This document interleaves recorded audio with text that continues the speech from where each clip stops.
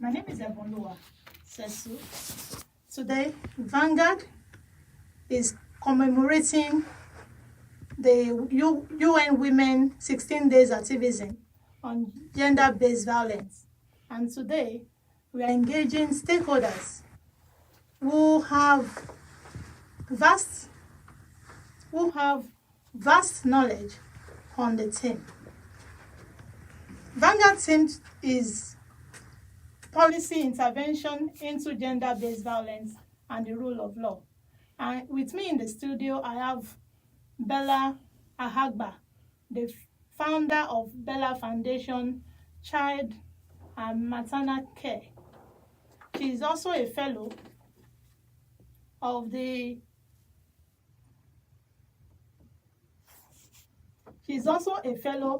Gender Equity for Rise Up Together, a US-based organization. Good afternoon, madam. Good afternoon. It's my pleasure being here. Okay.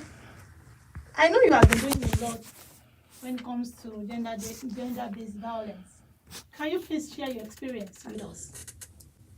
Yes. Our organization, Bella Foundation for Child and Maternal Care, we've organized a series of programs, organized a sensitization program to create awareness on gender and sexual and gender-based violence, because we have observed that the one of the major challenges is that a lot of people are not aware of the causes of sexual and gender-based violence, and even for those that are aware, are even afraid to speak. Okay. So that's one of the because perpetrators will threaten that if you talk, we are going to kill you. Okay? So a lot of them do not want to talk. So and what we did is that we tried to create awareness so that we can make people to understand what sexual and gender-based violence, and for the need for them to talk. We've sensitized various groups, various artisans, the various women's groups, the tailors, the hairdressers, caterers in the community, in Ojo communities, and also students, high school students, on sexual and gender-based violence. And we observed that after something happened, after we went to a school to sensitize some students, 3 days after, we got a call from a young one of the students. I don't even know the person. So she told me she was really grateful for this program, for organizing the program. I quote her, I say, "Madam, I'm really happy that you came to our school. Say, because someone has been sexually molesting me.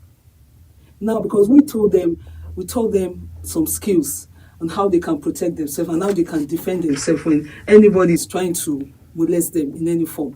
So it shows that the sensitization that we did actually had an impact. And it has also increased cases or a reporting of cases. That between January to October, we've been able to record about 8 cases of domestic violence. And in collaboration with the police, we're able to arrest the perpetrators, and about 3 of those cases have gone to court, because it's not all the cases that goes to court, while the other cases have been able to settle amicably with the families, because it's not. There are some that the social workers also. We also refer them to social workers, because Ojo local government has social welfare department. So, as I said earlier, not all the cases goes to court. Okay. So we have some that the social welfare department is also handle. Then we have also be able to rescue 4 cases of child abuse. The 3 of them cases are in court, while the other one was also referred to social welfare department. Then we had the case of false alarm, the case where someone said they came to our office after sensitization, said she was raped, and meanwhile she was not raped. Why? Because she has been having relations with this guy. So because the guy threatened 1 or 2 things, so that's when she started to speak out. So, but that was false alarm. It was not rape. Though the case was taken to police station, we now discovered that it was not a case of rape. So our sensitization has really made meaningful impact, because as I said, it has increased cases of reporting and making sure that survivor gets justice. And it's also increasing a lot of awareness Okay, a lot so of us okay, so aware. how will you measure? How will you measure your intervention? I recently I followed you, and I know that there was a time these students, were calling on governments, both federal and state governments, requesting that domestic violence should be inculcated in the curriculum. So how would you measure your intervention? Do you think it's having any positive impact, especially when you see reports on a daily basis? Yes, it's really. But what we're doing now, we want a situation where we don't want adults to be doing the talking. We want a situation where young people themselves will be the one to talk. So the first program we did to mark International Day for the Girl Child, we made young. We sent an invitation to the school for students to write papers. So and we selected the best 3 papers for presentation, and that was when they came. There was recommendation that the government should enact laws that have positive impact of the girls, especially in terms of girls' education. So we are amazed at that presentation that young people could be able to bring out these issues. You understand? So our sensitization has really creates a positive impact, because they are more aware that because we're also working using the child right law. They are aware of their rights, they are aware of what they need to do, and they are getting there's this consciousness and this let me say, young people are removing, there's this fear, they're overcoming the fear, trying to fight the fear, because since perpetrators really threaten them that they will kill them. You understand? Because that's a major issue during sensitization. You need them to understand. Don't be afraid of any threat from anybody.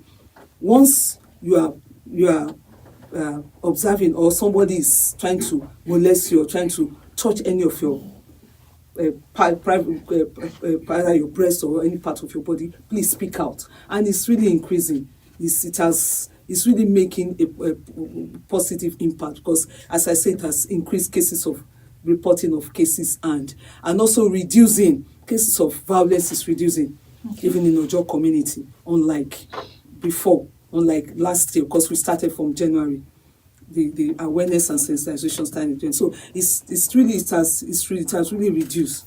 Okay. Because of the sensitization. And sometimes you go on the road, you see young people trying to, students calling, after I'm wondering, where do I know you? They say, oh, you came to our school to do sensitization. And they are putting it into practice. As I said, we normally receive calls from them that what we've taught them, they are putting it into practice. And it has really changing a lot of things. Okay, so the issue of funding is a challenge when it comes to, taking programs or engaging students on sensitization.